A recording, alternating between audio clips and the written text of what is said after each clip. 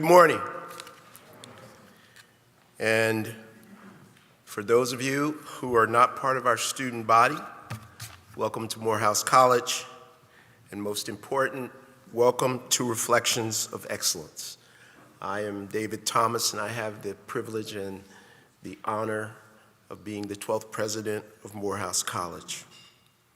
We are honored today to be joined by some of the nation's most trailblazing leaders. This morning, individuals who promise to both inspire and educate us as we discuss their careers and outlook on the state of our nation and our world. Our Benny and Cannell Award recipients are scientists, educators, public servants, thought leaders, authors, entrepreneurs, award winners, and civic leaders who drive our national discourse. They exemplify the spirit in which we announced our largest ever comprehensive capital campaign this week. They are proof that men of color, when nurtured, supported, celebrated, and given access to education and resources, have always and will always impact the world for the betterment of humankind.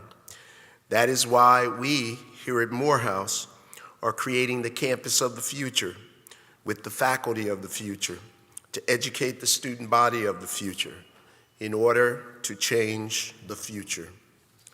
That is why the title of this event is so appropriate, Reflections of Excellence. It is who we have been, who we are, and who we will always be. An institution with a global reach where we hold ourselves to the highest standards and demand that the actions of our students, our faculty, and our staff always reflect excellence.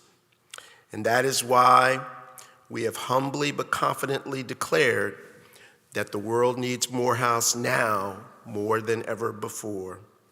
Because only through transformative excellence can our graduates reinvent societal norms and push the boundaries of exploration, all of which must be done if everyone is to prosper in our increasingly crowded world.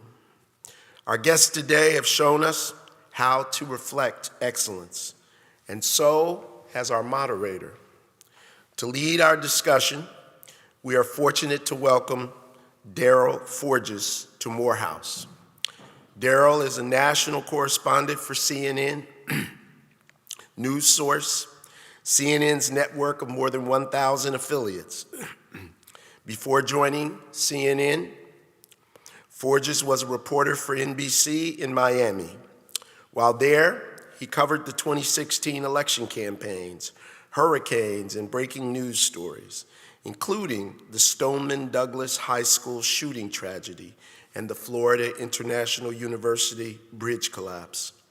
He also co-founded, produced, and hosted a weekly segment called the NBC Breakdown, which focused on topics affecting millennials. Prior to NBC 6, Forges was a reporter for WAKA WNCF in Montgomery, Alabama, where he won several awards for his reporting from the Associated Press and the Alabama Broadcasters Association. Please join me in welcoming Daryl Forges.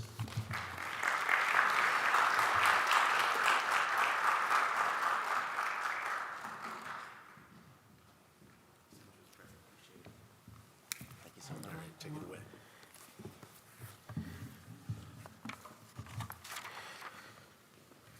Mr. President, thank you so much for that warm introduction. It's not every day you get the president of Morehouse introducing you, so it's pretty cool. How are you all doing today? I gotta do better than that, Morehouse. How are you all doing today?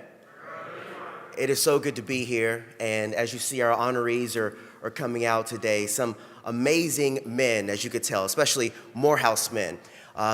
Before we get started, I want to go ahead and ask everyone to please, I'm going to have to do it myself, put your phones on silent, do it now, okay? Even if you said, it's on, no, do it, make sure, okay? We don't want any interruptions, okay? We don't want any of those embarrassing ringtones to pop off, all right? Also, there will be an opportunity for you to ask questions at the end of the program. So as you listen this morning, take good notes and be ready for your opportunity to interact with these men during our question and answer period. So I'm not going to delay this any further. Let's go ahead and get things started with our first honoree for today. Our first honoree is Mr. Paul P.J. Morton, a member of the class of 2003. Morton is a Grammy Award-winning musician, composer, educator, and recording artist. This evening, he will be honored with the 2022 Benny Award for Achievement. Paul P.J. Morton is perhaps best known as a keyboardist for the pop band Maroon 5, but he's much more than a musician. He has been making his mark as a versatile producer, arranger, singer, songwriter, and multiple Grammy Award winner, known for his own albums as well as studio work for other performers. He released the album New Orleans in 2013. I'm also from New Orleans, so I'm a little biased today. We got a couple of New Orleans folks in here today, so no disrespect to Falcons fans, but who dat? This album's lead single, Only One, featuring Stevie Wonder, earned Morton a Grammy nomination for Best R&B Song in 2014. In 2017, he founded the Morton Records label. The next year, he released his album Gumbo, the best food ever, which included Morton's Grammy award-winning cover of the Bee Gees' How Deep Is Your Love? In recent years, Morton has released several albums: Christmas with P.J. Morton, Paul, Gospel According to P.J., and the piano album. He also accepted an artist in residence position at Dillard University in New Orleans for the 2021-2022 teaching classes in songwriting, music publishing, studio production, and talent management. So in the spirit of beignets, crawfish season, and Mardi Gras, I introduce to you Mr. P.J. Morton. Yes, thank you. Amazing. New Orleans, or Louisiana, this is Baton Rouge right here. We're deep here today. What's up, Morehouse? It's amazing to be here. I've admitted to everyone that I've talked to about this that I was totally caught off guard by this honor and this invitation. It wasn't that long ago that I was at Morehouse, and you would hear about Candle in the Dark, and it seemed so far away, and so to be here, I've just kind of kept my head down and gotten to work, and so I appreciate that I get to allow you to see myself in that light. But three things that come to mind when I think about my life and career that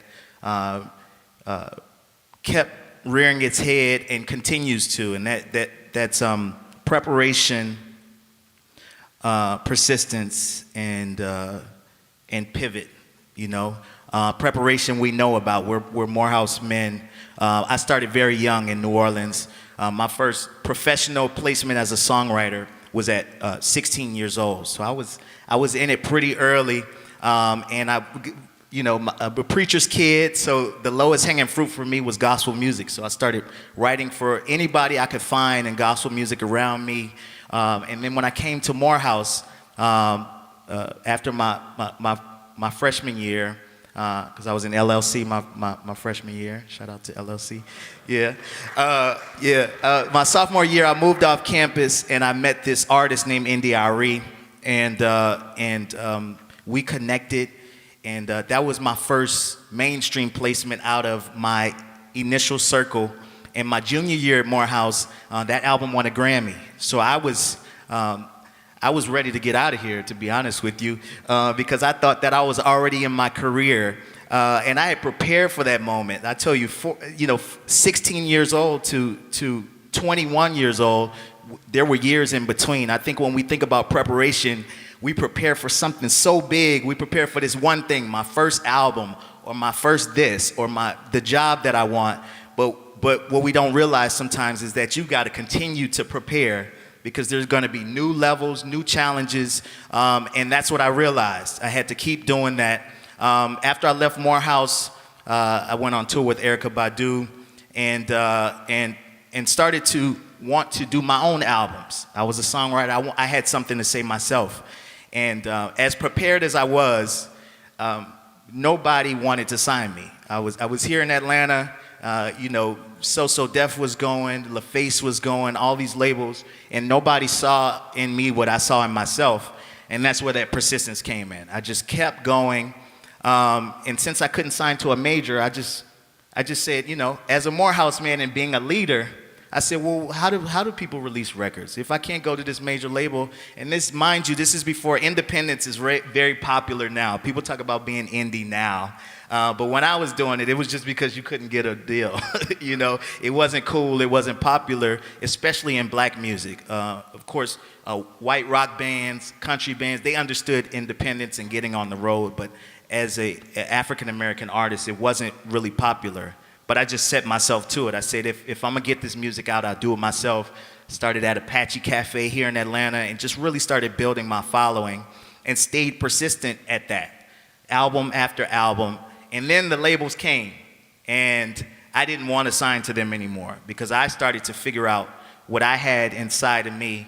So that brought me, to the pivot because, many times you get stuck in one thing, and I was doing it so well, and it started to roll for me, but there was no more growth anymore. I hit a ceiling there, and I got a call from the band Maroon 5. We're looking for a keyboard player that can sing. I knew that I could do it, but I said, well, I'm an artist. I'm supposed to, I'm doing my own thing. A lot of people, it depends on who you ask, I know in the bio it says best known for Maroon 5, but if you were in Atlanta, you knew that we were going hard before that even happened. But I said, let me be open, be like water. Let me be open to it, not fight the tide. I have this huge band calling me to see if I could be a part of it. So I joined Maroon 5. I actually canceled the last 3 dates of my tour, went to LA and auditioned for those guys. First audition in my life. People usually knew who I was, they didn't. So I had to audition, and it literally changed my life. It changed my life, me being open to that pivot. And then I went on to do, I played the Super Bowl here in Atlanta, actually. We played the Super Bowl, played the Grammy Awards, played the Oscars, all of these things, SNL, all these things that were on my bucket list. But I couldn't get comfortable there. So I pivoted back and said, well, what do I have to say as a solo artist? And LA wasn't serving me anymore. I said, I think I'm gonna go home to New Orleans. I think I need to feed my people, my community, go back to what put in me these things that I love. And I started to get confused in LA because so many people were selling me so many dreams and different things. And I got to New Orleans and I got grounded. And I said, I'm gonna make one last solo album. I'm just gonna do exactly what I wanna do. I'm not gonna think about record sales. Thankfully to Maroon 5, I didn't need to sell a record. I didn't need to be on the radio. I was successful. But it was more about legacy at that point than just success. And so I moved back to New Orleans, made this album, Gumbo, and first time as a solo artist and as an independent company, Morton Records, not any big company. I stuck with the independents. I had one major deal in between with Young Money, and did the independents, got 2 Grammy nominations that year, 3 the next year, 2 the next year after that. Became the first artist to be nominated for Best R&B Album 3 years in a row.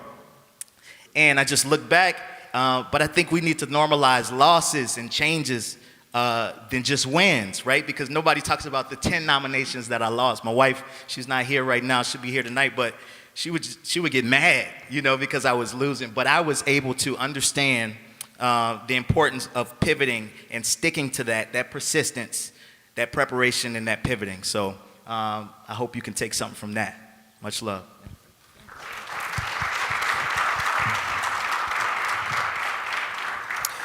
Thank you so much, PJ. Appreciate that. Our second honoree is alumnus distinguished educator Dr. John K. Haynes of the class of 1964. Good to see you, sir. You look great.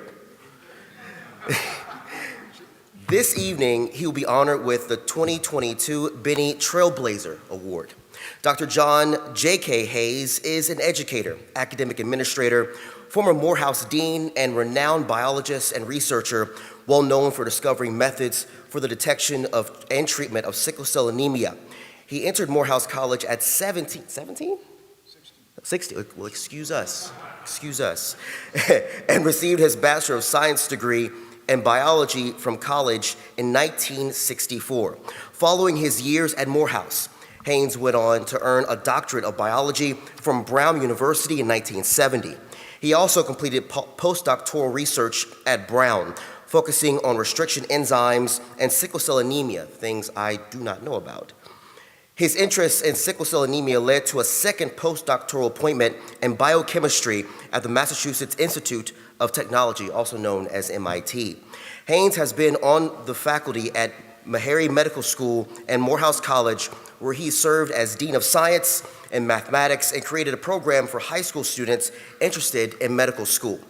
Ladies and gentlemen, please help me welcome the 2022 Benny Trailblazer Award nominee, Morehouse alumnus, Dr. John K. Hayes.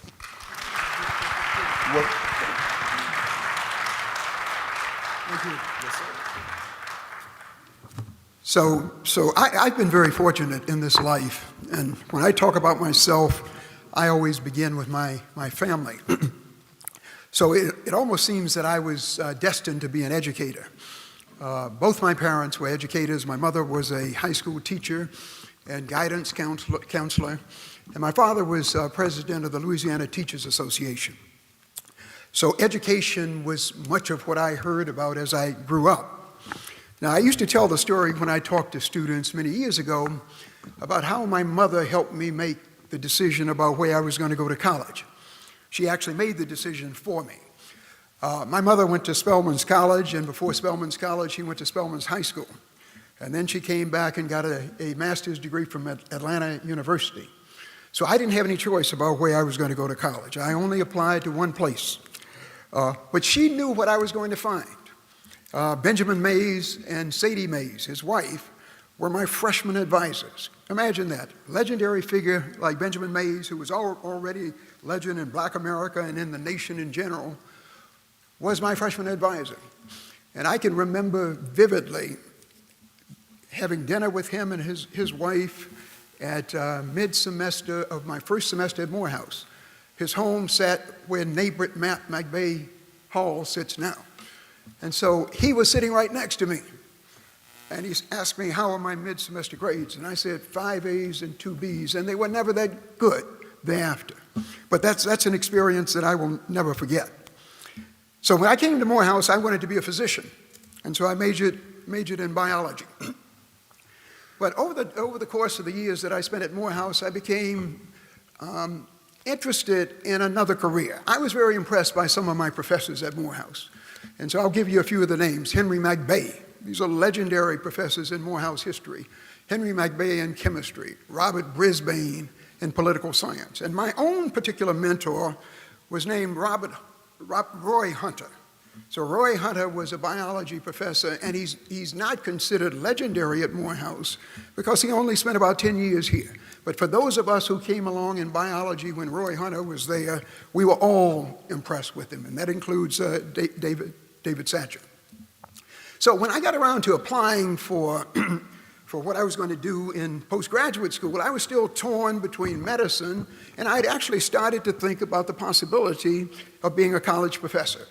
And so I applied to a number of medical schools, and I applied to one graduate school.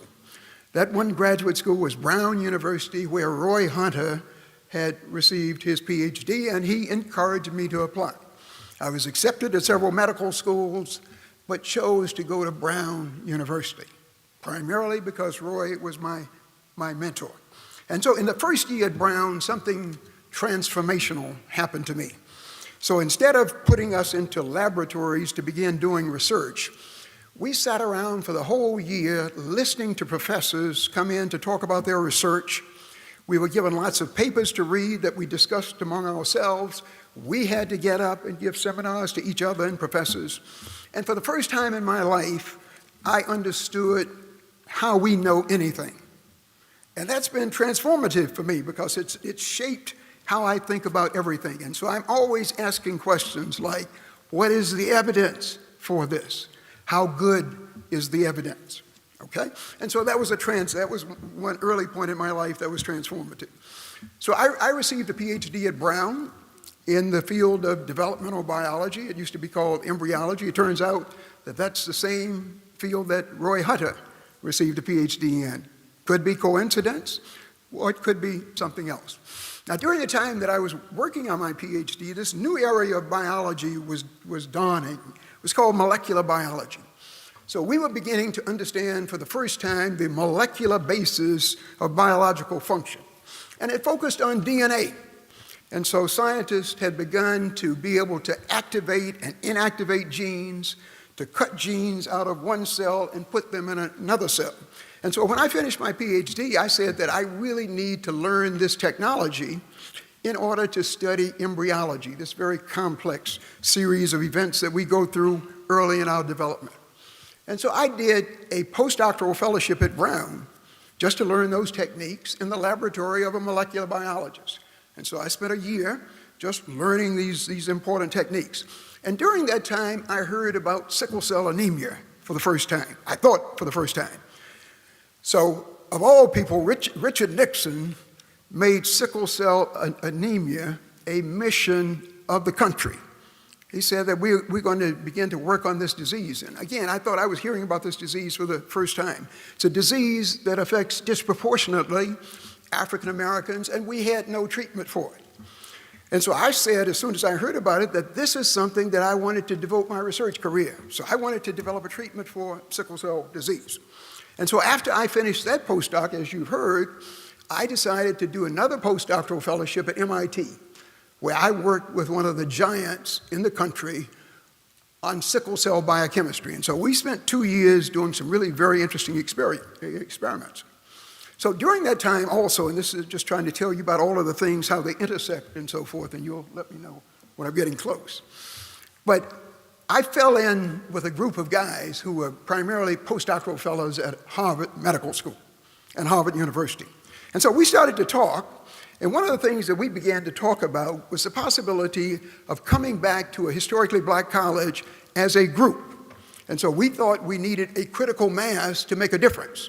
And so the idea was that we were going to go to a biology department at some HBCU and transform the biology department from descriptive biology, which is basically what I was taught, to experimental biology.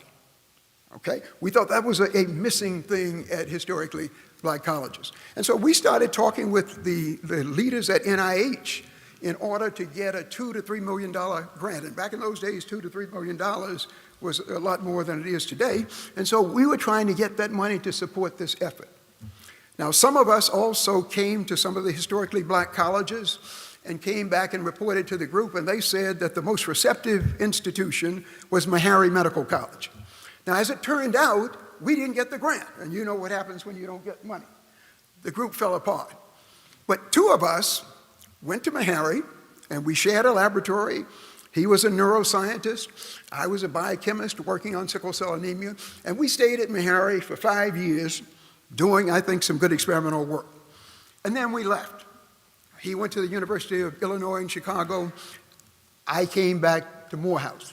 And so when I came back to Morehouse, I thought that I could continue to do research at the same level that I had done it at Meharry.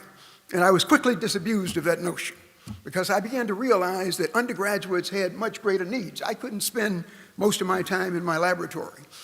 And the other thing is that I was director of the Office of Health Professions. So back in those days, we're down to 1 minute. Okay. So let me just sort of bring this to a close. So some of my greatest moments at Morehouse were directing the Office of Health Professions. So Hugh Gloster was the president in those days, and we were putting a great deal of emphasis on preparing students for medical and dental school. And so during the time that I directed this office, we doubled the number of students who went to medical school and substantially increased the number of students we sent to dental school. Back in those days, we were sending 35 students every year to medical school. And one year, we sent 18 students to graduate school. And so just as I close, and I hate to close because I'm not finished, but one of the other things that I had to do here that I didn't do at Meharry was to teach. And I quickly learned that this was my passion. And so the thing that I treasure most about Morehouse, my experiences at Morehouse, is the countless numbers of students who I have taught, who've gone on to successful careers in medicine, dentistry, and in research.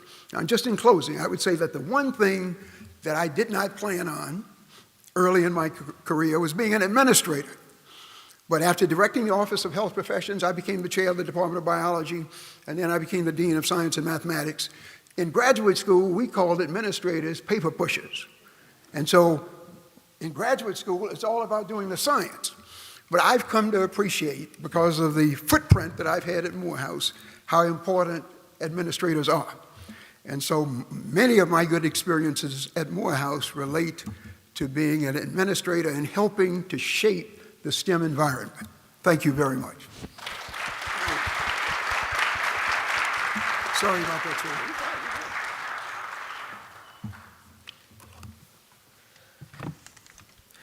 Dr. Haynes, thank you so much. Once you got into the enzymes and stuff, it took me back to biology class. I had some bad memories there, so more power to you, sir. Our next person, our third honoree, is Bakari Sellers of the class of 2005. And tonight he will be recognized as the 2022 Benny Award for Leadership and Service Award. Unfortunately, he's not here with us today. He will be at the event later on tonight, but that will conclude all of our folks for that category. Now, please help me welcome another person, our fourth panelist, Mr. Charles Phillips. He is doing a lot in his community, and we want to congratulate him on the award for doing great things in his community and also doing great things to represent Morehouse College. So, Charles Phillips, Jr., managing partner and co-founder of technology growth equity firm Recognize and former CEO of Infor, is being honored for the 2022 Candle in Technology and Innovation. As co-founder of Recognize, Charles E. Phillips Jr. is committed to creating the next generation of technology leaders and making meaningful change in the communities in which it operates. Recognize builds technology companies by partnering with talented management teams and providing industry insight, operational expertise, and strategic capital to spur innovation. Phillips is the former CEO and chairman of the board of directors for Infor, one of the world's largest providers of enterprise software applications.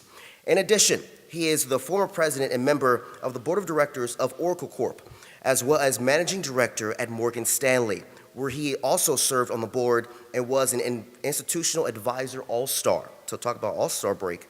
Ladies and gentlemen, please help me welcome the 2022 Candle in Technology and Innovation honoree, Charles E. Phillips, Jr.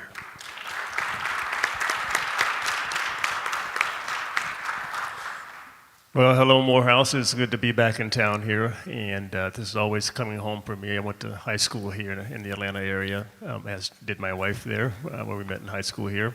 So we have a lot of family here, and so I was around a lot of Morehouse men very early on. It set the tone, and so I grew up in a lot of different places before I got to Atlanta for high school. My dad was in the military, so I moved every couple of years, and he just happened to get stationed here.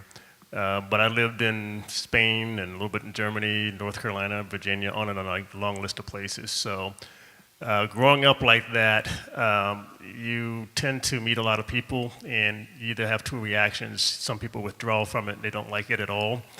And other people, you become very curious about people and things in general over time. And so I was in the latter category. So that's one thing for me is I didn't mind meeting new people, meeting new things. It made me intellectually curious about how things work, how people work, and who they were. And you learn how to lead people as well, because you have to get along with everybody every 2 years, because you're always a new kid in school. And so that landed me here in Atlanta, and that kind of serendipity kind of created my career. I met in high school, again, not by any design, but by chance, someone who knew a lot about computers, who built computers. Back then, you couldn't buy a laptop off the shelf. You had to build them as a kit. And I walked into a Heathkit store, kind of like a Radio Shack. Neither one of them exist anymore, but you had to build the components. And someone behind the counter saw it with a look of curiosity and said, you know what you're looking at. I said, no. I said, well, we build computers. And every Tuesday and Thursday night, we have this club. And they were all kind of 50-year-old white men. And they invited me to come in. So I built my first computer in 30 days and wrote my first application, 30 days after that, and decided I'm going to major in computer science because this is fun. And I just loved it. I wasn't thinking about planning out a career, which is hard to do anyway, but I do want to do something that was interesting, changing, innovative, and I was just intellectually curious about how this would work. And so that, majoring in computer science, that decision kind of changed a lot of things for me after that. I had no idea how big it was going to be at the time. So I have come from also a military family. Like as I mentioned, my dad was in, my son just got out of the Marines, I was in as well. 4 uncles in, and so I decided I want to go to a military academy, but I wanted computer science, and the only one at the time that had both of those things was the Air Force Academy because of the space program. So I majored in computer science there, and by the time I got my commission as an officer, they were building out something called the ARPANET, and that was the forerunner of the internet.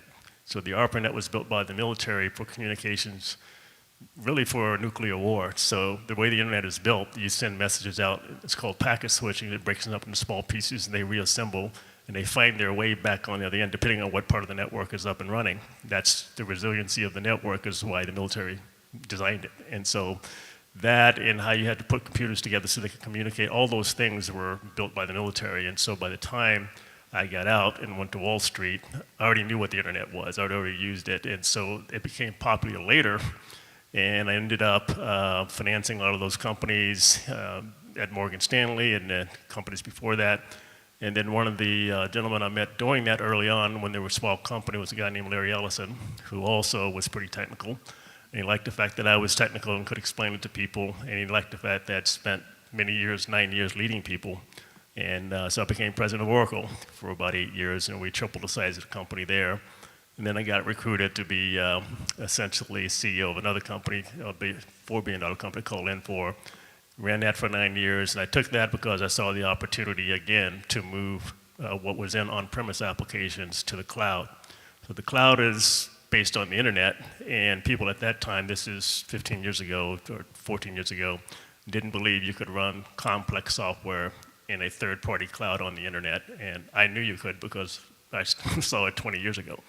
And so I bet on that early and chose Amazon Web Services, AWS, and we became their third largest customer with 77 million subscribers on it. But it didn't exist at the time. The platform was still being developed, so I worked with the guy who is now CEO, Andy Jassy, to help build out the features. And we moved all those customers to the cloud, and so we ended up selling that company for $13 billion last year.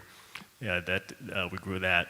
And so since then, I raised a $1.3 billion fund, and we're investing in the next generation of software entrepreneurs.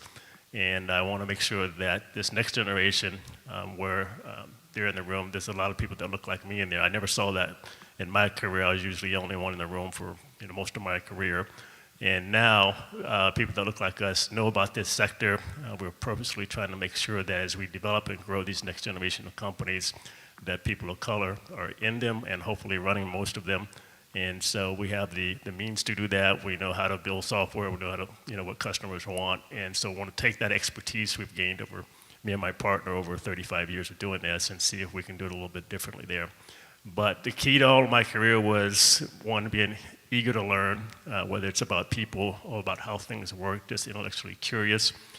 Two, being accessible. My job was I would always say that the way managers look at a situation is they say, it's like 2 minutes left in the basketball game. You're in the huddle. Who are you going to give the ball to take the last shot? Who wants the ball? Who's most prepared? Who's been practicing? And who has a look that I want the ball? And who's it easy to give it to? And so I wanted to make sure that I worked hard. I was always available. I worked late. I did extra things I didn't have to do. I wanted to know the person's job two levels above me, 2 levels below me. I wanted to know what their job was and how could I help them as well. Be the team player, do things that people didn't expect you to do more. And then magically, when the next thing opens, who are they going to give the ball to? The guy who's always been helping, who's always there. And so that helped me out over many, many years, and I had a great career in technology, but also tried to help out in other things along the way. We established the Center for Black Entrepreneurship here on this campus.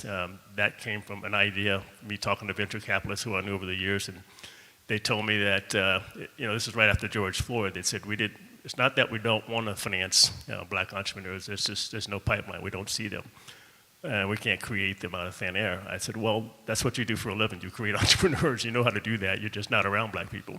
So I said, if you guys will all come, these are my buddies in California, if you will come and do that on the campus of Morehouse and Spelman, and I knew this campus and knew people here, and was good friends with your president here.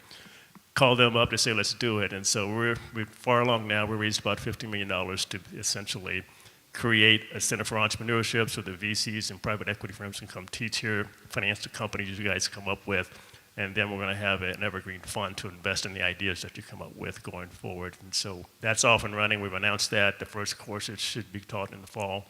And so things like that along the way, taking advantage of the relationships and the skill sets that I have. So that's my career.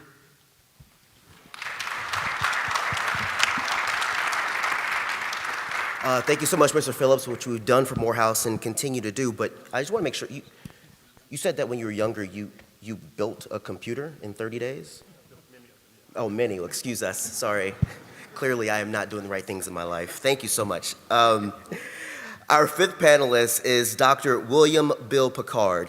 He is being honored with the 2022 Candle in Entrepreneurship and Philanthropy. Dr. Picard is the chairman of Global Automotive Alliance, a co-managing partner of MGM Grand Detroit Casino, the CEO of Bearwood Management Company, and co-owner of 5 Black-owned newspapers. Just a couple businesses, nothing, no big. Picard's 45-year entrepreneurial career began with his work as a McDonald's franchise in Detroit, Michigan. In 1989, he founded the Automotive Manufacturing Company and grew it into Global Automotive Alliance, which services many corporations such as, and these names are no big deal, you never heard of these before, but I'll just say them anyway, Boeing, Mercedes-Benz, Ford, General Motors, Johnson Controls, Starbucks, and the Home Depot. Picard is also credited with helping to create a new generation of entrepreneurs with his book, Millionaire Moves: 7 Essential Principles of Entrepreneurship. In 2001, Picard was named Michiganin of the Year for his business success, civics leadership, and philanthropy. Ladies and gentlemen, please help me welcome the 2022 Candle in Entrepreneurship and Philanthropy Award winner, Dr. Bill Picard. Good morning, good morning, good morning. The world is not fair. The world is not fair, but God is. I have a very simple belief, it's a very simple philosophy about life. Anybody from anywhere can accomplish anything if you put the work in. It's been proven time and time again, it doesn't matter whether you're from the barrio, what zip code you come from, if you're prepared to put the work in, you can achieve whatever you so desire in life. My journey is very simple. I'm from LaGrange, Georgia, booming metropolitan city about 60 miles from here. Grew up as a little fat, chubby kid. But something magical happened to me when I was in the 8th grade. We had a commencement in LaGrange. We had a speaker from Morehouse. His name was Otis Moss Jr. He came to LaGrange to encourage us that all things were possible. And Mark, that day he said something I have never forgotten. He said, success without service is worse than a thief in the night. And that has remained with me throughout my life. And so when my family moved from down south to up south, to Detroit, Michigan, things got better and worse at the same time. And so I'm very proud to tell you that I sit here as a proud graduate of a Lord Have Mercy College, community college, and my grandfather referred to it as a Lord Have Mercy College. In every school I've ever attended, from Mott Community College to a PhD at Ohio State, I was always on probation.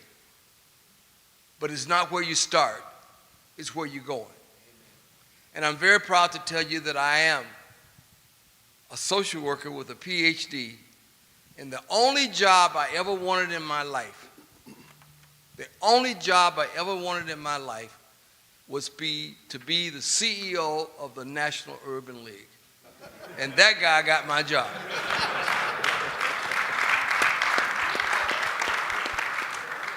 I met Whitney Young when I was a student at the University of Michigan.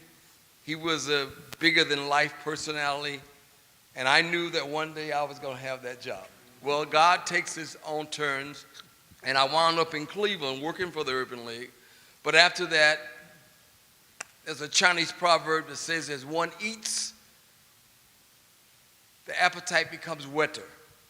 And so when I had some success, I wound up at Ohio State getting a PhD, and then the entrepreneur bug bit me all over my body.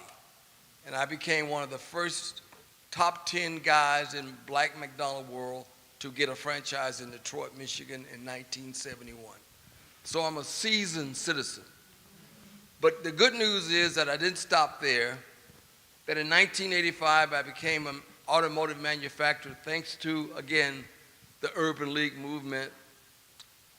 And I would say this to all the young people especially, only 2 or 3 things that really matter in life. One is your vision. What do you see? What do you want to be? You will never actualize what you cannot visualize. And secondly, I would say relationships. In every deal I have ever done, there was someone in the background, someone somewhere pushing a button. Probably the most successful business I have is MGM Casino in Detroit, Michigan. And that was literally given to me by my fraternity brother and a good friend, Dennis Wayne Archer. We were roommates in college. We lived in the dorm with no food plan. But 30 years later, he nominated me to be the local partner for the MGM Grand Casino in Detroit. So I encourage you to understand that relationships go 2 ways. They can either take you up or they can take you down. And as I close, I would say to all of you, whether you're a young budding entrepreneur or whether you're a seasoned entrepreneur like myself, that I firmly believe that there are only 3 or 4 things that really matter: your vision, the relationships you create, and then something called failure. And remember, failure is never fatal, and success is never final. And the last thing that has propelled me from whatever I am to whatever I'm going to become is simply faith. I really believe that there's someone much greater than any man or woman we've ever met. Whether you call him Buddha, Jehovah, whatever you call that person, doesn't matter to me, is that you must have faith that you can succeed no matter what the odds are. Thank you very, very much.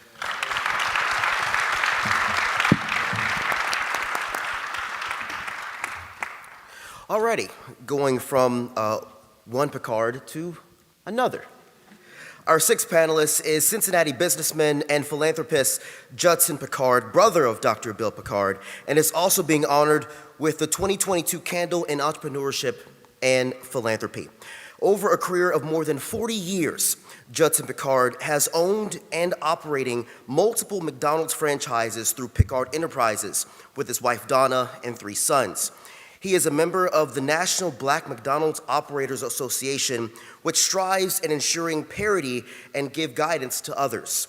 In 1986, Picard received the Ray Kroc Award, presented to only a small percentage of McDonald's operators worldwide, and the 1987 Ronald McDonald Award for his work in Cincinnati.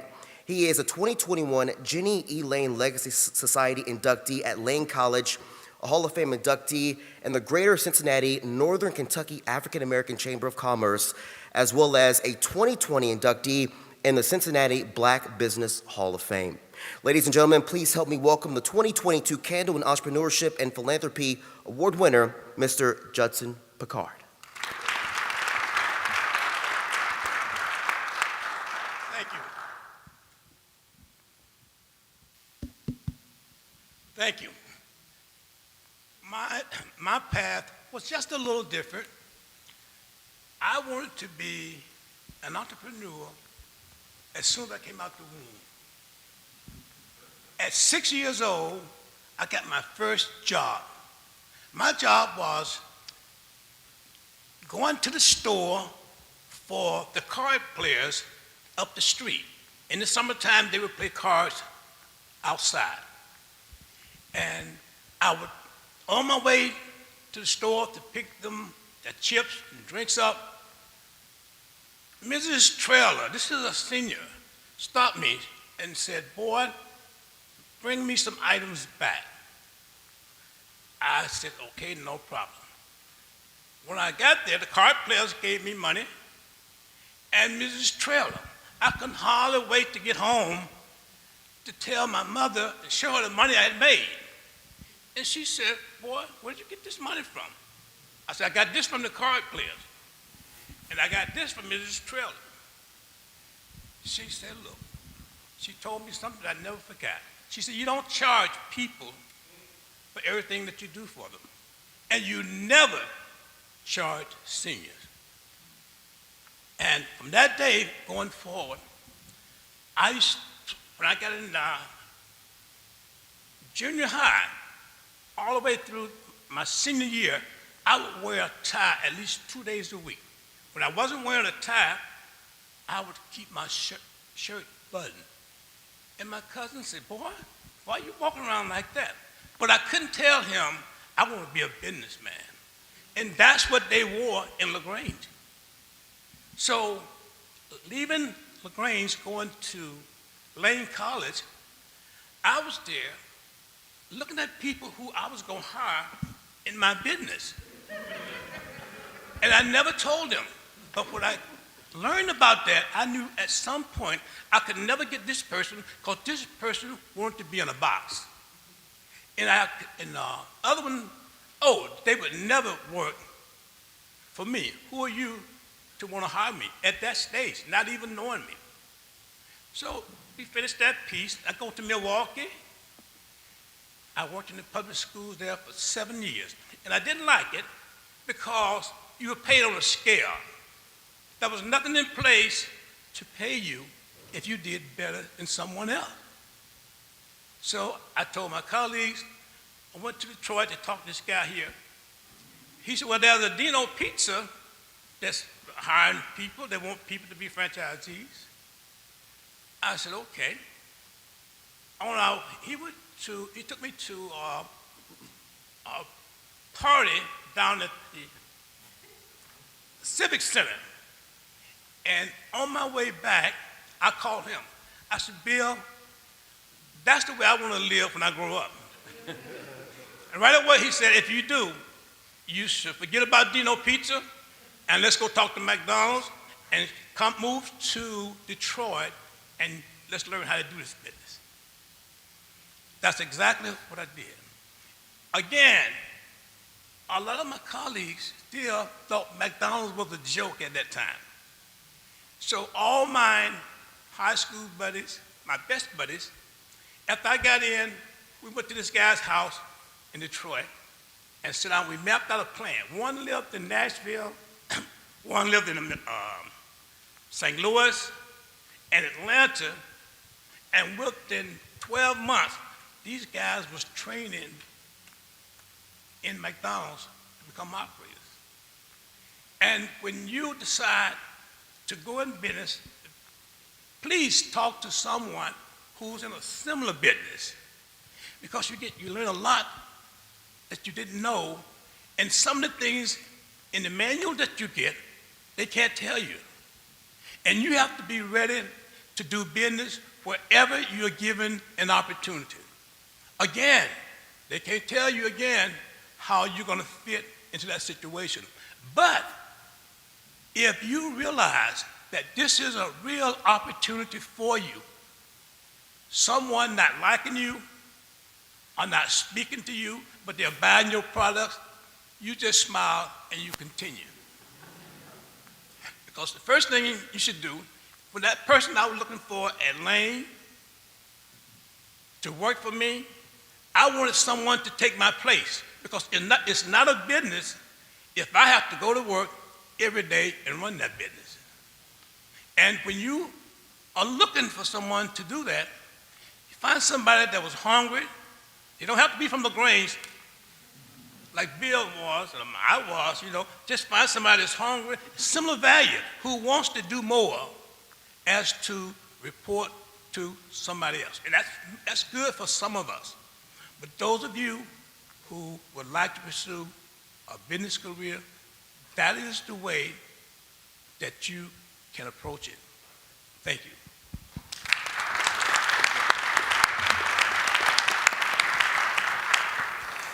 Thank you so much to both the Picard brothers for those amazing stories. I don't know who came up with the order of this panel, but we're starting with somebody from New Orleans and we're ending with the former mayor of New Orleans. So I don't know what y'all are doing, what y'all are trying to say. I don't know if it's because of Mardi Gras, but thank you. So our seventh and final panelist is the president and CEO of the National Urban League and former mayor of New Orleans, Mr. Marc Morial.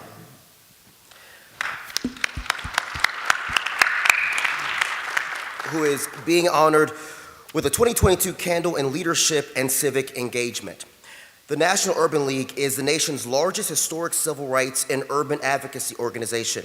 Marc Morial has worked since 2003 to re-energize the league's diverse constituencies, build on the strength of its nearly 100-year-old legacy, and to increase its profile both locally and nationally. From 1994 to 2002, Morial served as the mayor of Houdat, New Orleans. Serving his 2 mayoral terms, he led a New Orleans renaissance that included crime reduction, police reform, and the passing of a significant bond issue. And in Morial's last 2 years in office, he also served as the president of the United States Conference of Mayors, the official nonpartisan organization of cities with populations of 30,000 or more. He was named in 2021 to the nonprofit Times Power of Influence Top 50 and has been recognized as one of the 100 most influential blacks in America by Ebony Magazine. Ladies and gentlemen, please help me welcome the 2022 Candle in Leadership and Civic Engagement Award winner, Mr. Marc Morial. Thank you very much. Who that in the house? First of all, I want to thank President Thomas and the Morehouse College community for truly honoring me. I'm humbled and gracious by this recognition, as I think we all are. And I'm also humbled to be with such pioneering, successful, strong, proud black men.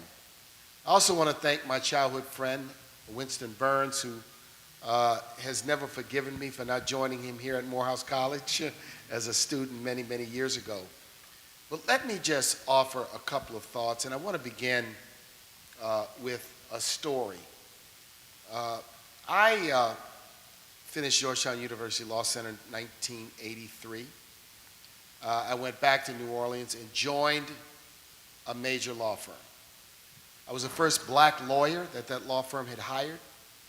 At that time, in the history of the city, there had only been 5 black lawyers hired at the top 50 law firms in New Orleans. Now, I had finished Georgetown University Law Center. I had attended the University of Pennsylvania, an Ivy League college, and I had gone to some of the city's elite, formerly all-white schools. And my father was a lawyer and a judge, and my mother a civic activist. And I joined this law firm. After I was there about 6 or 8 months, I ended up handling a case, an important case which came into the door of the firm as a pro bono case that no one really wanted to deal with. It was a criminal defense case, and I never fancied myself as a criminal defense lawyer. Long story short, because of the issues in the case ended up before the Louisiana State Supreme Court on an issue where we were seeking to reverse 40 years of law. And it fell to me at that time, because I had handled the case at age, I was 26 at the time, to argue before the Louisiana Supreme Court. Now, mind you, the law firm that I had joined, Barham and Churchill, was headed by a Mac Barham, who was a retired justice of the Louisiana State Supreme Court. And he said to me, I'm going to go to court with you on the day you argue, because I'll sit at counsel table with you. It might send a good message to the members of the court. As we walked into the courthouse, on the steps of the courthouse, he stopped me. He looked at me, he said, you know, you're probably going to lose this case. I was taken and stunned and didn't respond, thinking, why would you tell me at the moment I'm going to argue that I could lose this case? I said nothing and proceeded into the courtroom. The case was called. I got up and argued the case. I think I did a very good job. I think I did a hell of a job. And as we walked out, same spot, he stops me again. He says, where did you learn to argue like that? I've never seen a lawyer your age handle the court the way you did. I said to him, Judge, I've been in your law firm for a year on the bench. Put me in the game. 6 weeks later, the decision of the Supreme Court came out and we won 7-0. 7-0. 2 weeks later, I walked into Judge Barham's office, handed to him a resignation letter, and said, I want to be a lawyer, not a junior researcher, and I'm going to go pursue my dreams as a trial lawyer. What is my point? My point is life is not fair. My point is you will be told no and diminished. You will be told and denied. I'll tell you a second story. I was admitted when I was 14 years old to Jesuit High School in New Orleans. 125-year-old, prestigious Catholic high school, which prior to 1972, when I was admitted, had had less than 10 blacks in the school. I was excited. The school was a school that required you to wear uniforms. Now, I was a pretty independent kid. The little postcard came in the mail and said, here's where you go and buy your uniforms. So I proceeded to hop on the public bus, go downtown to Canal Street, and go right into the store where the uniforms were sold to buy my uniforms. I walked in, and the man in the store said, how can I help you?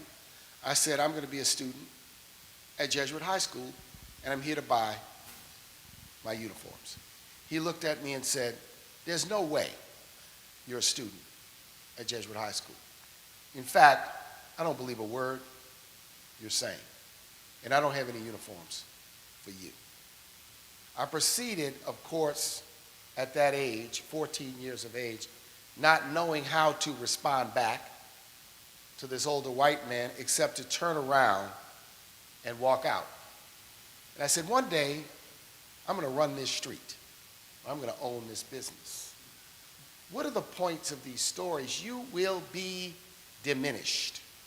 You will be denied. There will be people who will underestimate you. But for me, I gained fire from the denial. When that judge told me that I was going to lose the case, I was more determined than ever to do the best I can to win that case. When that man told me I was not a student at Jesuit High School, I was determined to spend my life battling those kind of attitudes and that kind of culture and that kind of mentality, not only indeed in my hometown. So today is really about a celebration not only of the success of these men and those of us on stage. Today is a day I just want to say that one of you, young men, young black men of Morehouse College, you're on this stage. We are you, and you are us. And never, ever forget that from whence we started and from whence we've come and how we began our work and our life is exactly maybe where you are today. Or maybe you have the advantage of some time, the work that's gone on in this nation over indeed the last 50 years. I will close with one story which is similar. When I ran for mayor of New Orleans, I was 35 years old. At the time, it was suggested to me that I was not ready, I was too young, and I was unprepared to be mayor. I was running in a field of experienced politicians. At the time, 6 of them, I believe, and each of them, with the exception of one, was over 50 years of age. So we had several debates just like this where we were asked to sit on stage. And I was asked pointedly at an early debate, you know, Mark Morial, I was state senator, Senator Morial, people say you're too young. You're wet behind the ears, you are not prepared for this responsibility. And that these gentlemen you're running against are more experienced than you. I said to them at the time, and I said to the audience, they are more experienced than me, a lot more experienced than me. And I'll tell you what they're experienced in. They're experienced in 400 people being killed each year. They're experienced in presiding over a city with 25,000 abandoned houses, broken playgrounds, broken lives. They're more experienced in the status quo, and if you want change, I'm your guy. So you have to sometimes turn, and in that election, I wanted to turn a disadvantage, which was my age, into an advantage in that situation. And these guys looked at me after I literally ripped into them, and then for the next 3 weeks, they stopped speaking to me. Because the audience reaction was spontaneously positive, because I met the moment of the time in the city. People were concerned about the issues and the problems. So I just want to say to all the Morehouse College young men in here, you are blessed and highly favored to attend Morehouse College. And remember, there is, as you said, Bill, what did you say? There's no success without service. So reach for the stars, but never forget from whence you come. God bless all of you. Thank you. I appreciate you. Let's get one more round of applause for our honorees.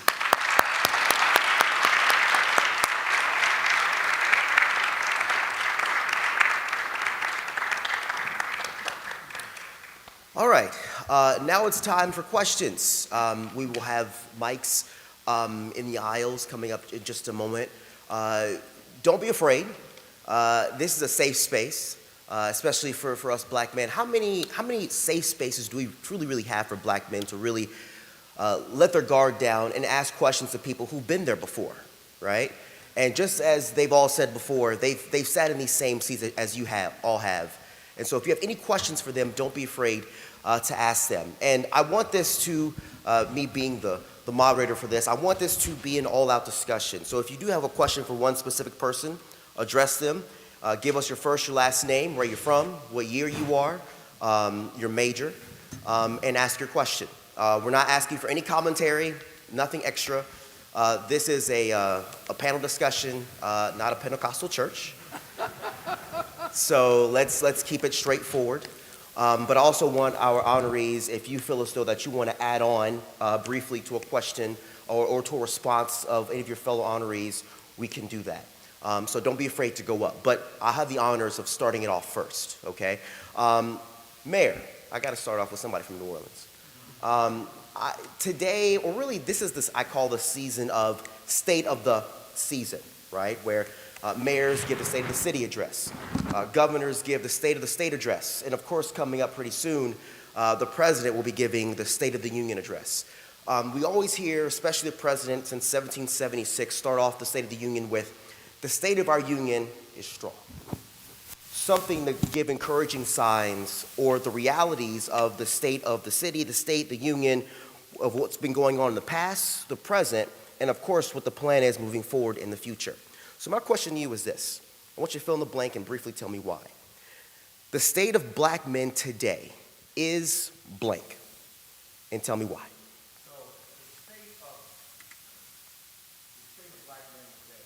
Testing. Is that these are the best of times and the worst of times. That on one hand, you have the incredible success you see on this stage. You see black men in positions of great responsibility and power, people like Chuck Phillips, who've been the CEO of multiple major corporations. Black men in positions of power in politics, in elected office, in numbers never before. The statistics will show we do have more black men in college today than ever before.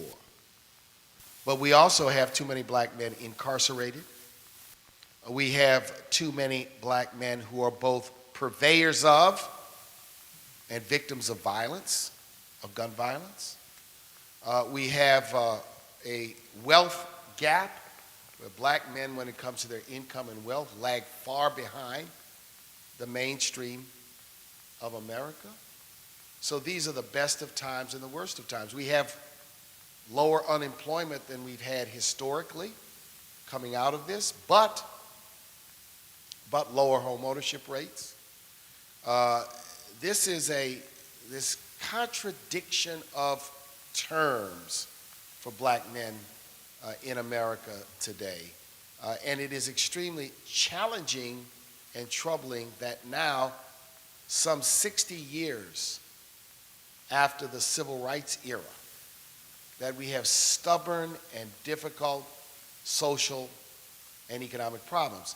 I am troubled by the narrative myth that is all too often associated with black men. I am pained and tired that all I see when I look at local news is the bad side. Black men who are being arrested.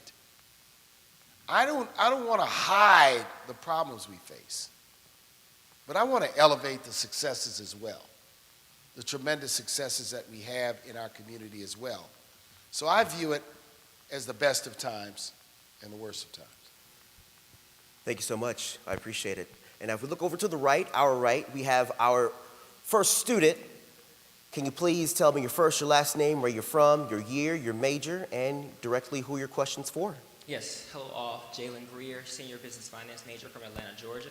I'd like to hear from the whole panel, but if I had to specifically ask one question, to Mr. Phillips, I'd like to know, how do you value various opportunities? I'm very inspired by everyone on the panel, but I'd like to know, how do you figure out which opportunity to go for when keeping your goal in mind?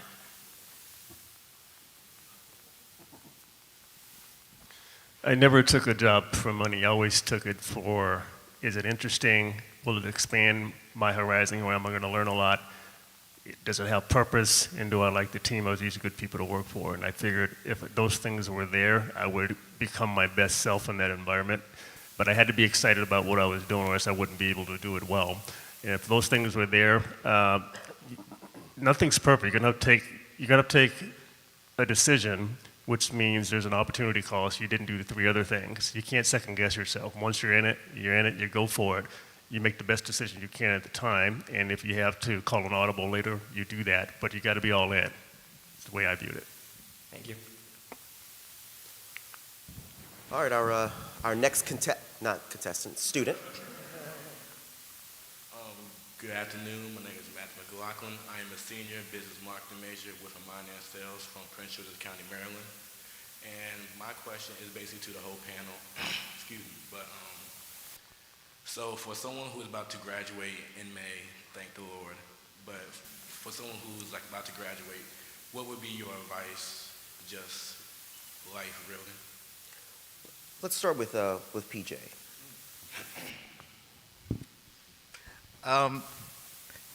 Well, that seems like a big question. You're saying your advice you said in life in general, graduating? Just life in general, career-wise.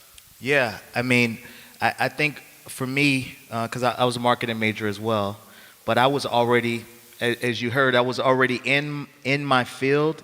So my situation is a little unique. I was already on a Grammy Award-winning album and moving, but like I said, I think being open to what is, instead of fighting the tide, finding what you're passionate in and try to go with that instead of fighting it. What is there? What is the lowest hanging fruit for you? I always looked at it as, in music, especially independently, it was really about grassroots, right? So it was like, what can get you? I started with Atlanta, and I got Atlanta. My bass player was from Birmingham, so we went to Birmingham next.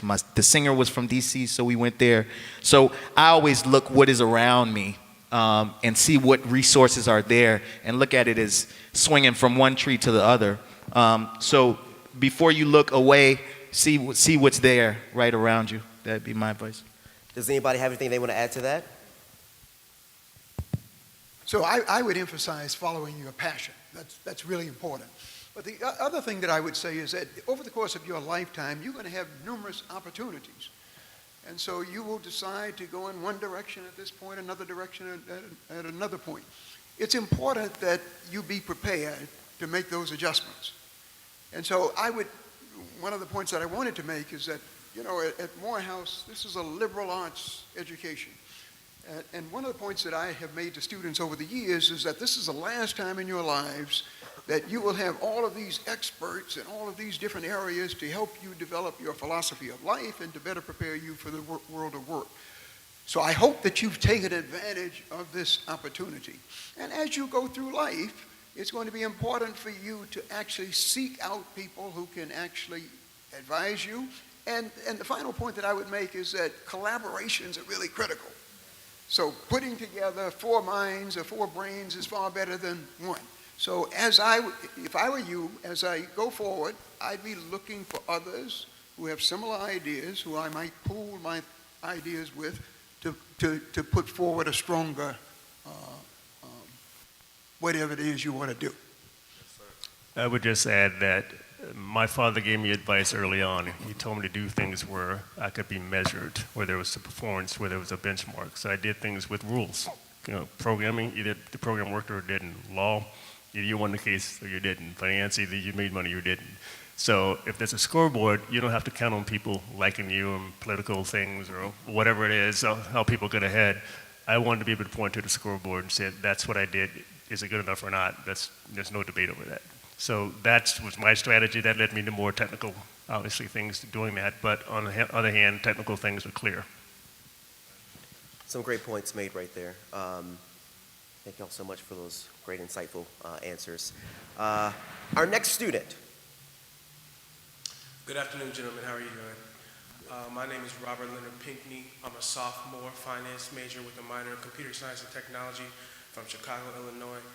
And my question really is, as you look out to all these young African-American faces and you think about where you were when you were in their position, and you think about where the world is today, does your advice change when you speak to young African-American men and women about what it takes to venture into maybe the corporate world or music or whatever they aspire to be, because you might see it taking a different track? So does it change for you what you tell? Is it a case-by-case situation? Is it a blanketed conversation? I'm asking everybody, but I want to know, was it different what you said 10 years or 20 years than what you might say to somebody today, now?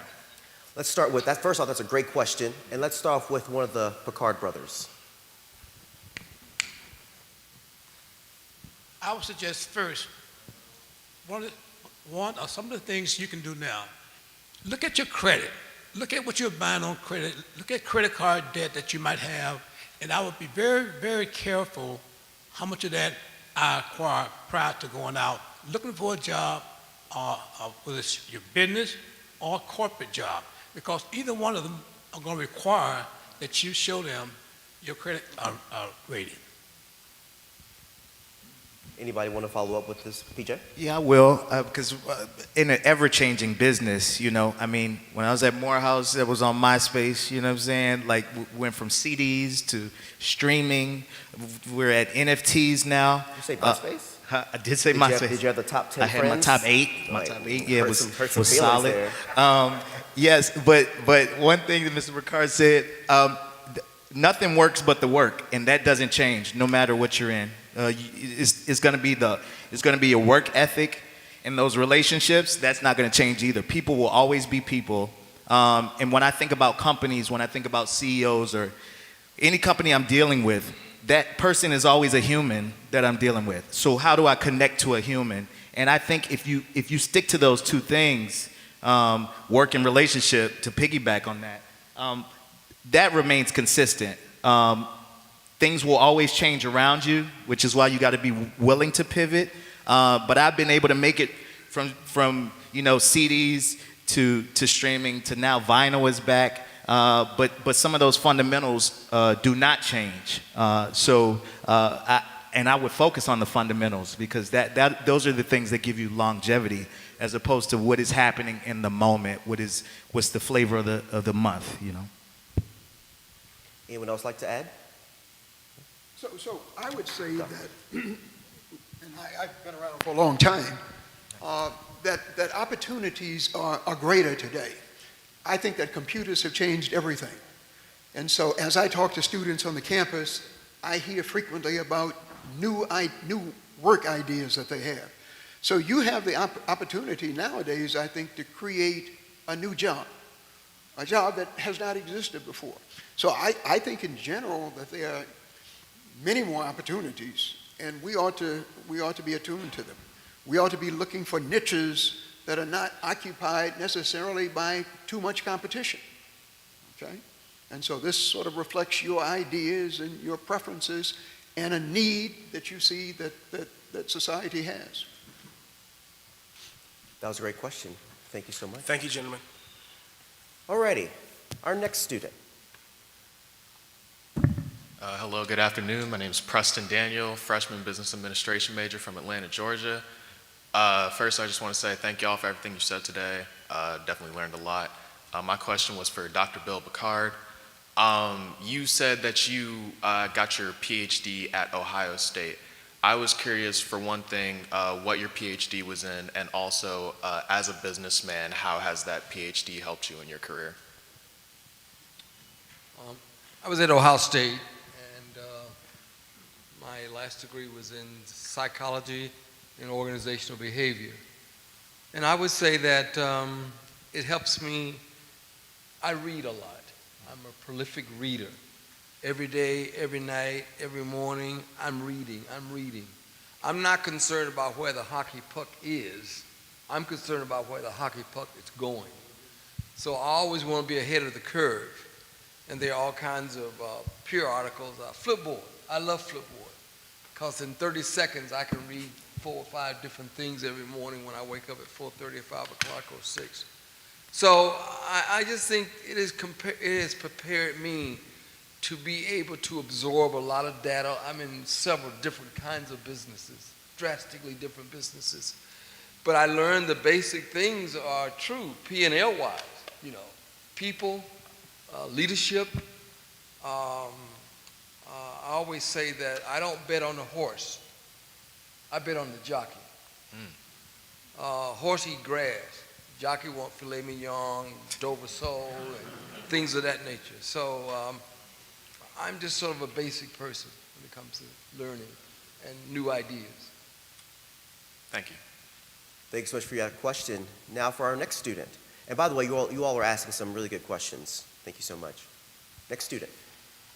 Good afternoon. Thank you all for being here. Very grateful for your presence. This question goes. Wait, time out. Sorry. Give us your first, your last name. Sorry. Yeah. My name is Lawrence Amankwa. I'm a freshman psychology pre-medical major from Denver, Colorado, by way of Ghana. My question goes specifically to Dr. Haynes. I heard you talk about the administrators that you were grateful to be around during your matriculation, and you being an administrator currently, so I wanted to ask, what are ways as students we can go about building genuine relationships with administrators? So I need you to just repeat the last part of the question. So you're asking me about administrators. And so what is the question? The question is, as students, how or what are ways we should go about building genuine relationships with administrators? So I would, so your concern is about being able to talk to administrators and perhaps shape the way they think about things, say at Morehouse. Is that what you're asking? Is that? With like, kind of like as a student, to humbly like soak all the knowledge we can get from administrators. What are ways like we can go about building relationships where we can build off the administrators and vice versa? So I think you ought to just simply walk into the office of administrators. And so there are different levels of administrators at Morehouse. There are chairs of departments, there are chairs of divisions, there are associate VPs, there are VPs, there's the president of the college. And I think that for the most part, and I hope I'm responding to your question, that all of them really have a relatively open door policy. Now, I know the president is fairly busy, but if you make an appointment, I'm sure he'd be happy to see you. And so I think it's worth your while taking any issues that you have to the authorities that be if you want to make change. And so I think this is part of the Morehouse mystique. So we groom you guys as change agents, and there's no reason that it doesn't start at Morehouse. And so you have to be bold. You have to have some good ideas, but you have to be willing to just go to the principals and tell them that these are ideas that you have, these are recommendations for change, and hopefully they're more positive than negative. I hope I've answered your question. Yes, that answered my question. Thank you. Okay. And if this helps, I mean, I would always bring cookies too. Or if you're in New Orleans, bring some pecan candy, but that's a whole other story. All right, so our next student. Good afternoon. I'm Cruz Duhart, senior English major from Flint, Michigan, and I'm going to be graduating in December. And this question is mainly for Mr. Morton. What insight would you give for young black men entering the music and entertainment industry, especially in regards to not being taken advantage of? Well, I think it is the best time in the world to be a creator. I mean, you've got, it makes it the most crowded also, you know, so there's more competition, but it is the best time and you have the most power you've ever had. Like I tell you, when I was at Morehouse, it was not popular to be independent. There's so much information now on how to do it yourself. And, my suggestion is to get the ball as far as you can before you even start to knock on doors and look for help. First, try to see what you can do on your own. And then you're bringing in some equity, you're bringing in some knowledge, and they have to take you seriously in a different way. I was signed to Young Money, Cash Money, right? Which has had some history of people not being able to get out of their deals or being taken advantage of. My experience was totally different. I went there, I released an album, I had Stevie Wonder on it. They let me do exactly what I want to do. And I left, and it was because I came in there, thank God for Morehouse, with a 6-month marketing plan. Like, they just looked at me different, different than the rappers that they were signing who would just put me on. I came in like, we're partners, So I think part of it is educating yourself as much as you can, experience it as much as you can, and there's so many tools to do that now. And then they have no choice but to take you seriously in a different way. Thank you for your Let me add something. Really good. Read what you sign. Yes. Yeah. Oh, yeah. Read what you sign. When I practiced law, I had numerous instances where, and in one instance, an artist came to me and said, they're doing this to me, they're doing that to me, they're doing that to me, it's not fair, they're taking advantage of me. I said, bring me the documents. I looked at the documents and I said, I got some bad news for you. Everything they're doing, you agreed to. He said, but that ain't what the dude told me. Read what you sign. If you don't understand it, get a professional to assist you in understanding it. Contracts, agreements, email exchanges, letters and representations mean something. And rip-off artists specialize in trying to suggest to you that they've got your best interests at heart, right? And that you don't really need to pay attention to the details. Read what you sign. I can't tell you how many stories I've done. Oh, go ahead. That's big because I've seen so many stories and have covered so many stories where artists, whether it's in music, entertainment, movies, television, where they pretty much signed over the rights to their names and they had to spend decades trying to get their names back. So definitely, please read what you sign, and if not, seek a professional to help you get what you need, because that is just so critical. Even though they're talking to you and saying nice things, at the end of the day, it is a business. That's all that matters to them is their bottom line. Thanks for that great question. Next student. Hi, good afternoon. My name is Alex Moore, a senior Spanish major from Houston. A couple questions. One, a follow-up on what Mr. Morton and Mayor Morial just said. If you're a young artist and you want to get put on, then you're going to go find somebody like yourself, and you're going to want to give a sample of your music to that person to see if they'll put you on. At that point in time, you usually don't have an opportunity to sign anything. So how do you make sure that your music stays, that you keep the rights to your music? A couple more questions. This is from Austin Little, class of 17, to Mr. Phillips. Can you speak to how one might gain a strategic advantage, particularly in terms of being first in the AI space? He does not have any military background. Dean Haynes, Dr. Terrence Watley says... We'll pause. I'm sorry. We'll take it one at a time. Okay. We'll take, so let's start off with the first question, which was a follow-up question, right? It was a follow-up to Mr. Morton and Mayor Morial. Okay, awesome. Did you all want to... And that's how to not let someone steal your music? Exactly. It's much harder to do that today because everything's digital and it's time stamped, and I used to mail it back to myself, the old school copyright way. But I think there are NDAs that you can do. I don't think at that level though, when you're starting out, that necessarily needs to be your concern. I mean, I know people put a lot on that and people have gotten stolen from, but I think that before you're talking to those people, you should have already been trying to build a community of people who may know that music or that's what I mean. I don't think the first step is going to those people. I think the first step now, without going too deep in it, it used to be, when TV was CBS, NBC, ABC, right? You had three choices. And then cable and satellite came along and you have thousands of channels. That's where we are today. I think it's more about building your own audience, trying to find your people and building that and then bringing that. So you're not starting from scratch and bringing a song where they're like, oh, I like this song, and that's your first meeting and your first building of this career. So I wouldn't even start there, and I think it should be less of a concern. If you're doing the work, then that's the least of your worries is somebody stealing a song. You know what I'm saying? Let me offer something, not to play lawyer here, but this comes up in my work today as president of the National Urban League because we produce a lot of content.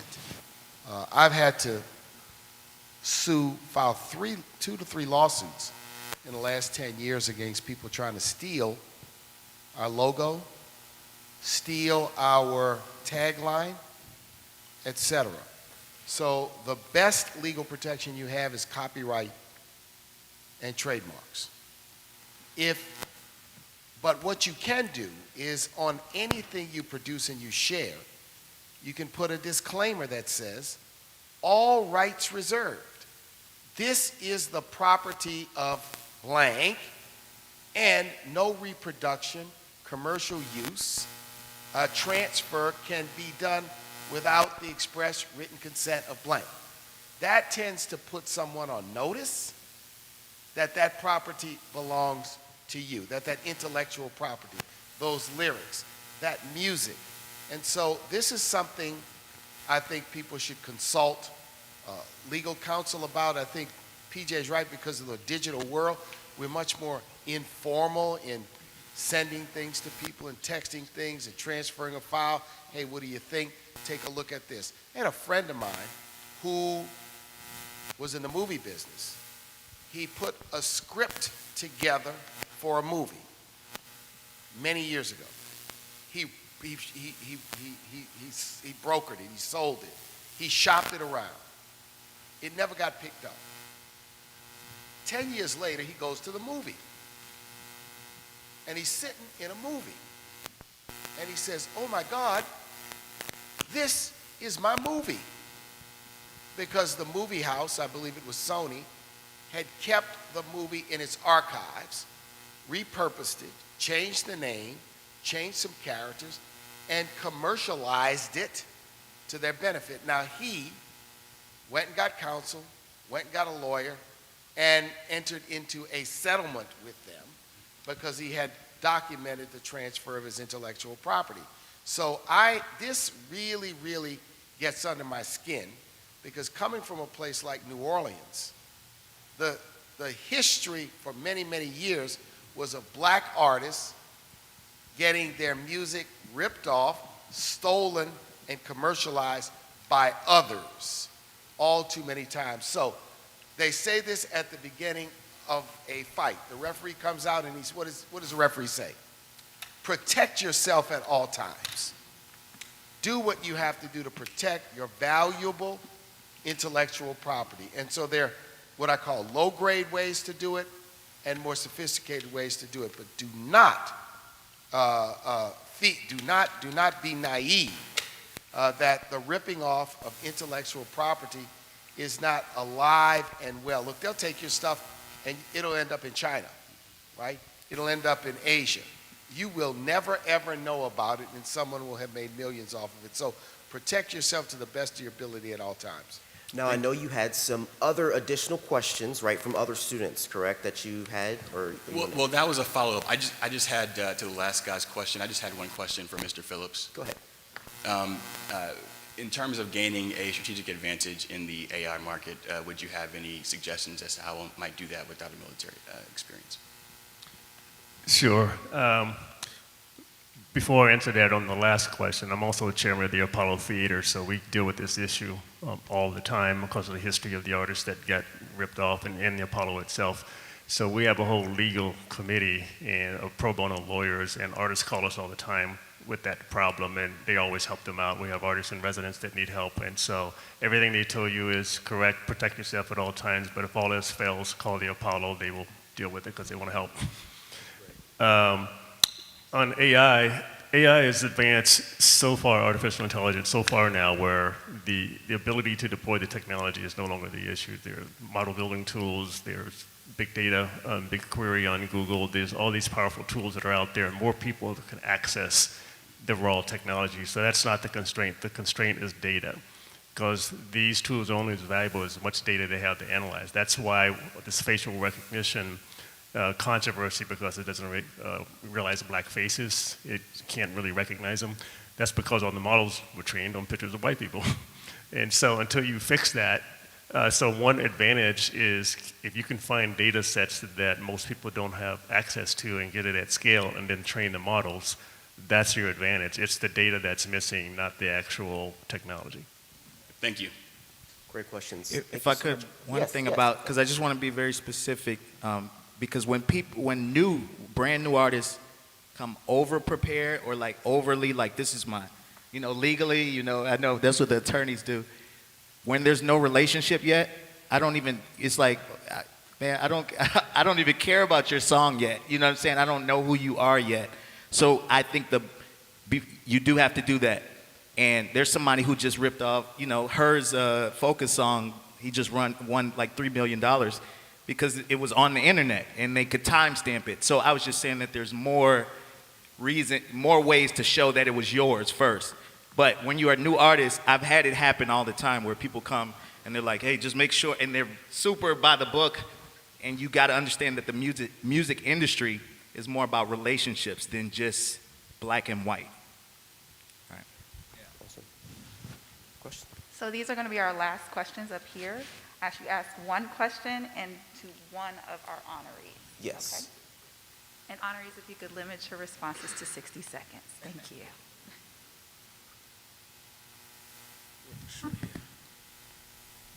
How y'all doing? My name is Timothy Williams IV. I'm a senior sociology major from Baltimore, Maryland. And Dr. Haynes, right? So this may be a little bit drawn out, I apologize, but I was having a conversation last night with one of my friends. And, you know, she had this fear of failure, right? And I wanted to ask you, what was your, better yet, how can you maintain, you know, how can you be successful while maintaining your authenticity? So she had a fear, again, of being what? Well, I missed that. Fear of failure. Failure. And so the question, how can you be successful? And so that's a question I think that we all face as we go into environments like Ivy League colleges. How can you maintain your integrity? And so these are questions that you have to continue to ask yourself. Who am I? Who do I represent? Who do I need to serve in America? And so I think, you know, having a historical perspective, having a cultural perspective, all of those things fortify you. And some folk would say your religious background helps to maintain your focus. But that's an important question. And we all have to face it because we frequently are in environments that are not primarily minority environments. And we face all kinds of funny looks in those environments. So again, I think you just have to continuously ask yourself, who am I? What purpose am I here for? Who do I really represent? Thank you. That was a very good question, by the way. Very good question. All right, next student. How are y'all doing? My name is Amir Childs. I am a freshman psychology major from Aurora, Colorado. And my question is for the mayor of New Orleans. I just wanted to ask you, as a young black man in the community, you know, back home I've seen some bad stuff happen to black people in my community in Colorado. And I'm wondering, just as a whole, for us, you know, the next generation of black Americans, what can we do to make our community better, and how can we really make a change? It's an excellent question because, yeah, it's challenging and disconcerting that less than 2 years after the awakening and the uprising of George Floyd, we're facing a backlash in this country. Hate crimes are on the rise, the assault on voting, police misconduct is not abating in a significant way. We face a bit of a backlash. I think all I can say is you must be involved in community. You must absolutely vote in every single election. We cannot give up our power. We cannot try to be successful without serving and giving back and being active and involved. We have to be active and involved, and we have to be strong advocates. We have to be positive advocates in every way. And so it's not complex. Our enemy is cynicism, complacency, a false sense of arriving, or a sense of defeat that we cannot overcome. Morehouse College represents the ability to overcome, the ability to accomplish and achieve against all odds. And we have to continue that fight and continue that spirit. I have this sense that we're going through a second Reconstruction period based on what we are facing. What I worry about is that we feel defeated, that we don't fight back, that we are not consistent, or that those of us who achieve some measure of success, whether it's economic success or status, believe simply that success is solely an individual thing, that it's not part of a collective, it's not part of community. So my encouragement to all of you is don't be complacent, be active, be involved, be civically involved, be politically involved, And remember, we have to continue to fight and work all the time. Thank you very much. Could I just add something to that? So one of my thoughts... Real quickly, Doug. Very quickly. When I first came back to Morehouse, is that Morehouse should be a laboratory for working on problems of the black community. And so my idea was that when you graduate from Morehouse, you should submit something comparable to a master's thesis where you have actually integrated all that we've been teaching you into some possible solution for some problem that black America faces. I think to some extent all historically black colleges do that. I don't think we do enough of that. And so that is one of the strong recommendations that I would make. Awesome. Thanks so much. All right. Great question. Next student, with your question, please. Good afternoon, everyone. My name is Tyler Ragland. I'm a junior physics major from Memphis, Tennessee. My question is to you, Dr. John Hayes. I would like to commend your work and your persistence in pursuing higher education and making breakthroughs through research and study and making discoveries in sickle cell anemia. My question to you is, what advice do you have to someone who is also looking to make discoveries in something that is considered the unknown and that has yet to be accepted widely for its importance for creating change for the future? So the first thing is to go to graduate school. And so even before graduate school, you ought to begin to do some research as an undergraduate. Okay, so find someone who can mentor you in this line of research. And if that person is not at Morehouse, the person could be at Clark Atlanta, Spelman, the person might be at Georgia Tech. But you want to find someone who can direct your research. And then you go to graduate school and you work out these ideas, and these ideas become your PhD thesis. And then you may choose to just, it depends, once you get a PhD, you can continue to do science, but you might then want to implement your ideas in the community. So there are lots of options. That's a good answer. All righty, our last and final student. Go ahead with your question, sir. Bless you, brother. I'm class of 1998. Dr. Eric Tate, and no question, I just wanted to publicly acknowledge and thank Dr. J.K. Haynes. I can know at least from my classmates, my cohort that came through Morehouse and became biology majors, doctors, and researchers, that you are a giant and a luminary. And I just want to publicly acknowledge that and thank you for the last at least 2 generations of black physicians who came through here and dentists.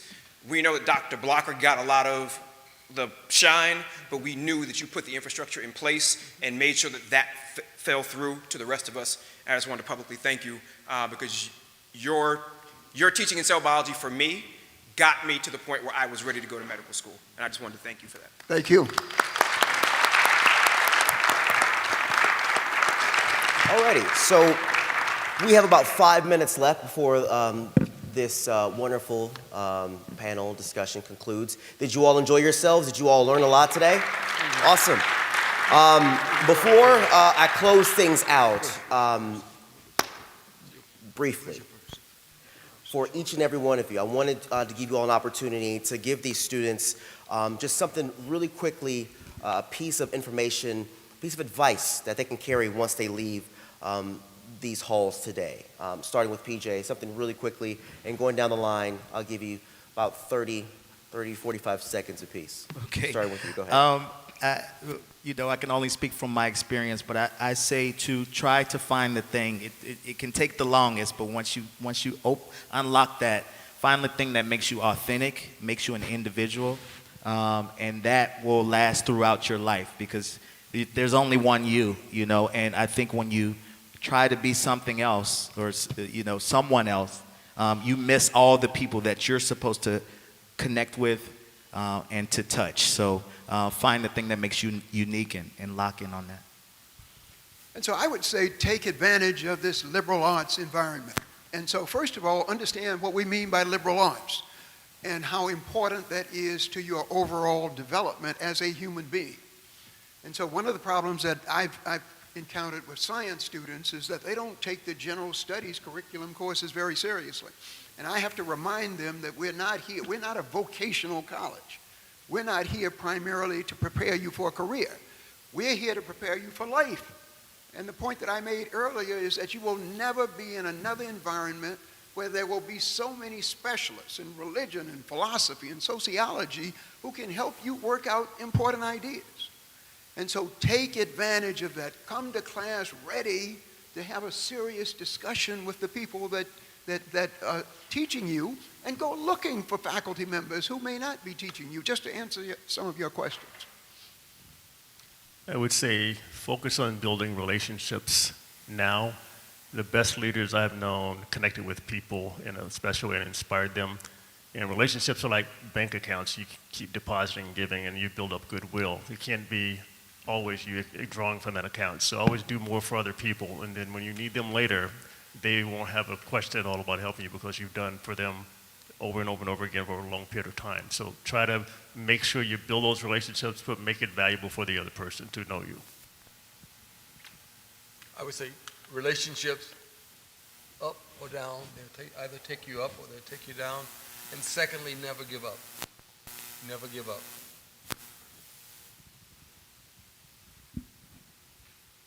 Once you've found what you want to do and you're serious about it, you're going to commit to it, stay with it.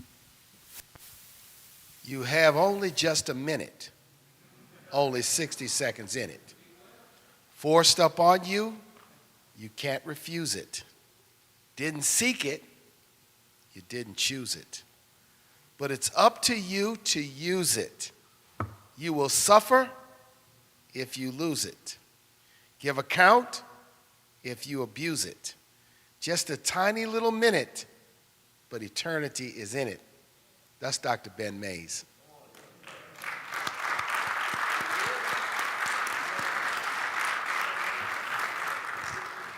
I want to thank the amazing folks here at Morehouse.